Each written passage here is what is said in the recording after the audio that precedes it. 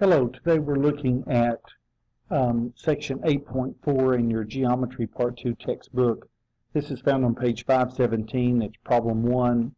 This lesson is talking about angles of elevation and angles of depression. If you want to identify those, it's asking here in problem 1, what is the description of the angle as it relates to the situation shown? You can see the man inside the balloon there. Angle 1 is from the perspective of the bird to the person in the hot air balloon. So angle of depression, by definition, goes from looking straight out to having to look down at something. So because the bird is having to look down at the person in the hot air balloon, then angle 1 would be considered an angle of depression, as opposed to angle 4. If you were down there at the base of the mountain and you were looking at the person in the hot air balloon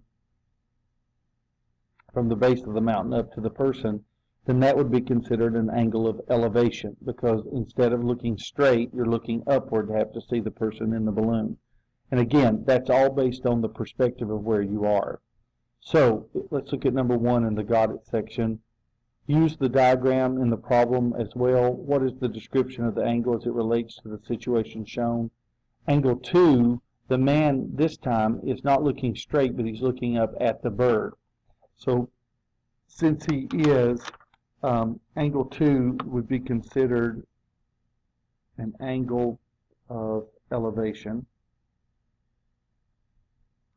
And in number 3, instead of him looking again straight forward, he's looking downward.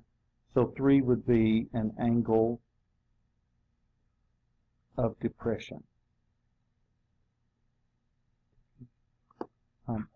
This is a simple concept, a pretty simple idea. It gets used a lot in geometry, but it is a pretty simple idea. I hope this was helpful.